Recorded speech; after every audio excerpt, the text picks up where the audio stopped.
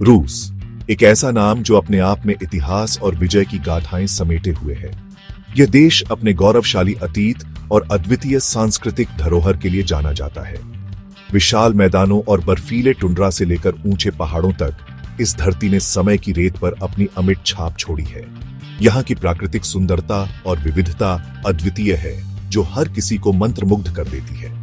पूर्वी यूरोप और उत्तरी एशिया में फैला यह विशाल देश दुनिया का सबसे बड़ा देश है, जो 11 समय क्षेत्रों में फैला हुआ है। इसकी भौगोलिक विविधता और विशालता इसे एक अद्वितीय पहचान देती है। रूस की कहानी वीरता, संघर्ष और सांस्कृतिक वैभव की एक मनोरम गाथा है। यहाँ के लोग अपनी संस्कृति और परंपराओं को संजोए रखते हैं, जो उनकी पहचान का अभिन्न हिस्सा है। रूस की संस्कृति, कला और साहित्य में गहराई से उतरी हुई है, जो दुनिया को टॉल्स्टॉय, दोस्तोवस्की और चाइकोवस्की जैसे दिग्गज दिए हैं। इन महान हस्तियों ने अपने कार्यों से न केवल रूस बल्कि पूरी दुनिया को प्रभावित किया है। इस भूमि का इतिहास उतना ही आकर्षक है जितना कि इसका वर्तमान, जो प्राचीन सभ्यताओं, शाही राजवंशों और वैचारिक क्रांतियों की कहानियों से सजा हुआ है। यहाँ की हर ईंट और पत्थर में इतिहास की गूंज सुनाई देती है। आइए इस असाधारण राष्ट्र की यात्रा पर निकलते हैं, इसकी उत्पत्ति से लेकर इसके उदय तक, इसकी आध्यात्मिक खोज और इसके शासकों की विरासत का पता लगाते हैं। इस यात्रा में हम रूस की आत्मा को समझने की कोशिश करेंगे, जो इसे एक महान राष्ट्र बनाती है। रूस की कहानी की शुरुआत पूर्वी स्लावों से होती है, जो एक कृषि प्रधान समुदाय था।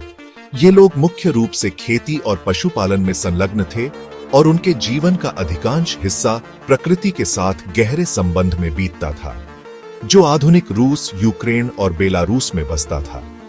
इन क्षेत्रों की भौगोलिक स्थिति ने उन्हें विभिन्न संस्कृतियों और सभ्यताओं के संपर्क में लाया।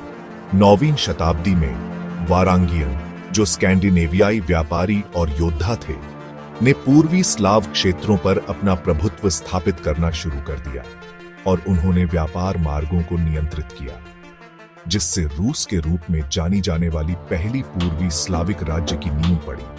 इस राज्य को कीवन रस के नाम से जाना जाता था। 10वीं शताब्दी में रूस ने रूढ़िवादी ईसाई धर्म अपना लिया, जो बीजांटिन साम्राज्य से आया था, जिसका रूसी समाज और संस्कृति पर गहरा प्रभाव पड़ा। इसने कला, वास्तुकला और साहित्य में नए युग की शुरुआत की। 13वीं शताब्दी में मंगोल आक्रमणों ने रूस पर कहर बरपाया और कई शहरों को नष्ट कर दिया, जिससे व्यापक विनाश और उथल-पुथल मच गई। लेकिन इस कठिन समय ने रूसी लोगों को एकजुट भी किया।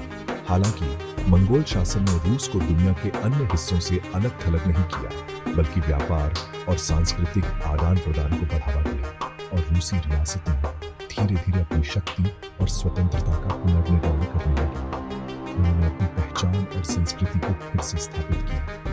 15वीं शताब्दी के अंत तक मॉस्को रूस में प्रमुख शक्ति के रूप में उभरा और उसने अन्य रियासतों को एकजुट किया, जिसने मंगोल शासन को उखाड़ फेंका और एक विशाल और शक्तिशाली साम्राज्य का नींव रखी।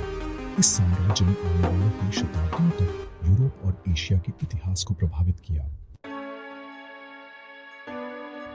रूस के धार्मिक परिदृश्य में रूढ़िवादी ईसाई धर्म का प्रभुत्व है, जो 10वीं शताब्दी में अपनाया गया था। यह धर्म न केवल आध्यात्मिकता का प्रतीक है, बल्कि रूसी समाज के सांस्कृतिक और ऐतिहासिक विकास में भी इसकी महत्वपूर्ण भूमिका रही है। रूसी रूढ़िवादी चर्च अपनी विशिष्ट वास्तुकला, समृद्ध परंपराओं और धार्मिक प्रथाओं के साथ रूसी इतिहास और संस्कृति में एक महत्वपूर्ण भूमिका निभाता है।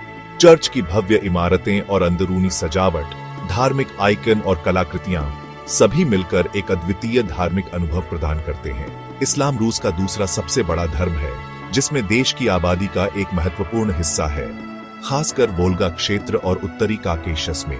यहाँ की मस्जिदें और मुस्लिम समुदाय की धार्मिक गतिविधियां इस्लामिक परंपराओं की गहरी जड़ों को दर्शाती है। बौद्ध धर्म, यहूदी धर्म और विभिन्न प्रोटेस्टेंट संप्रदायों सहित अन्य धार्मिक परंपराएं भी रूस में मौजूद हैं, जो देश की धार्मिक विविधता को दर्शाती हैं। इन धर्मों के अनुयायी अपने अपने धार्मिक स्थलों और प्रथाओं के माध्यम से अपनी आस्था को जीवित रखते हैं।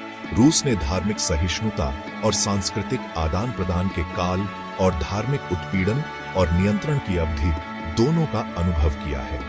इन विभिन्न कालखंडों ने रूसी समाज को गहराई से प्रभावित किया है, जिससे आज की धार्मिक और सांस्कृतिक विविधता का निर्माण हुआ है।